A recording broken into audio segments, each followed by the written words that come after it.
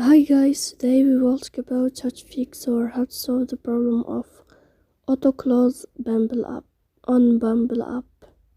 To know how to fix or how to find the solution or the problem of auto close on Bumble app, you should just go to settings. In the first, you can go to the window of apps and you can click on Bumble. Then you can click on first stop and you can click OK. After that, you'll enter to the window of storage. Here you can click clear cache. Don't click clear data because that can cause you errors, so you can delete your account. In the end, you can turn off your phone and you can wait a moment to turn on your phone again.